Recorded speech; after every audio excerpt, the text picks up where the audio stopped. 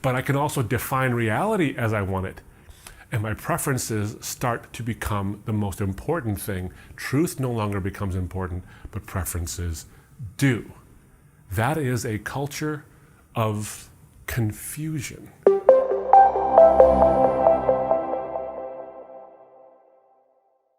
You know, as I think about this post-truth culture we're in, and I'll explain that in a minute, I think about an experience I had a few years ago. I travel a lot for ministry, not lately of course, but I travel a lot for ministry all over the world. But I was going to a foreign country, I was going to Canada, and because I live in the Detroit, Michigan area, usually when I go to Canada to speak, especially in Ontario, I drive there. Well, this particular speaking event was in a town called Wallaceburg, Ontario. And I don't take the Ambassador Bridge, which connects Detroit and Windsor. I wasn't taking the Blue Water Bridge, which is up in the Thumb area of Michigan. This particular speaking engagement had as its most efficient route to get there a car ferry that would go across the river. Now, you're from a Great Lakes state, I'm from a Great Lakes state. When I say car ferry, you think of a boat, a ship that can hold 20, 30, 40 cars, get you across Lake Michigan. That's what I think of when I think of car ferry. This was not that kind of a ship. It wasn't even a ship. It barely qualified as a boat. This thing held 2 cars maximum. It was this white, rickety paint peeling off the side of it kind of a thing, where I expected the guy to get me across the river like Lord of the Rings style, pull me across with a rope or something, not a motor of any kind. Well, so I trusted myself to get onto this boat, and I put my car onto the boat, and I'm obsessed with my GPS whenever I travel anywhere because I'm horrible with directions. I can get lost in my own living room.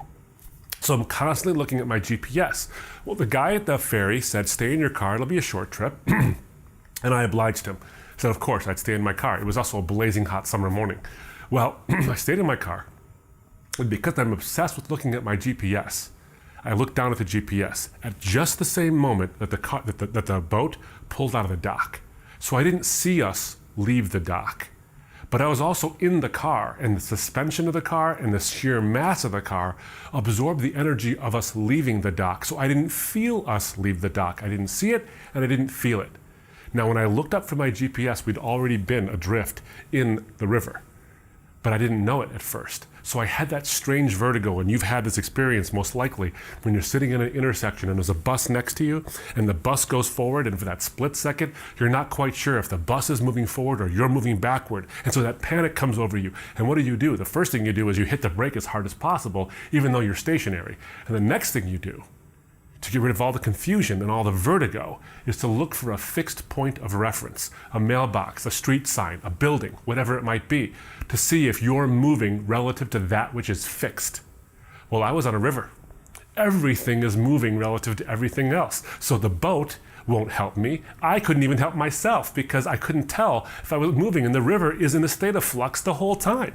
So that vertigo and that sort of disorientation lasted a little longer.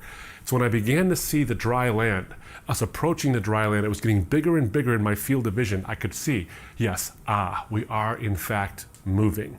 And then it all cleared up for me. The reason I tell you this illustration is because currently in our state of culture, we're adrift in the river. We have lost the sense of all fixed points of reference. We have decided that we want confusion and movement, no more fixed points of reference anymore. You see, we left dry land a long time ago. And now that we have our sea legs, finding a fixed point of reference, finding the sure foundation of land, now seems a little disorienting. It used to be that the river would make you sick.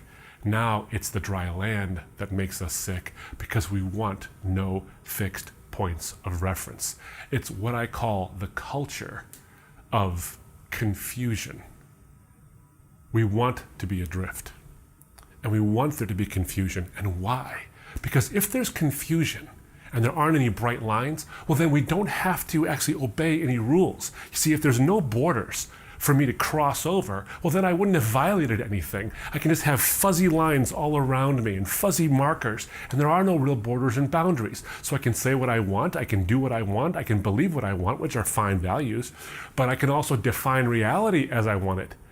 And my preferences start to become the most important thing. Truth no longer becomes important, but preferences do. That is a culture of confusion. And while we see that there is so much wrong with this, just look at social media, just look at what's happening in the news, and you can find out that despite all of our desire for things to have no boundaries and borders, we seem to be crossing into each other's space all the time, getting angrier and angrier at each other all the time. In other words, we have this state of remarkable confusion, is that we want confusion because it allows us to have no boundaries and borders, but we're also decrying the consequences of confusion at the same time. We're confused about what to be confused about, and whether we even like confusion in the first place. We're adrift in the river.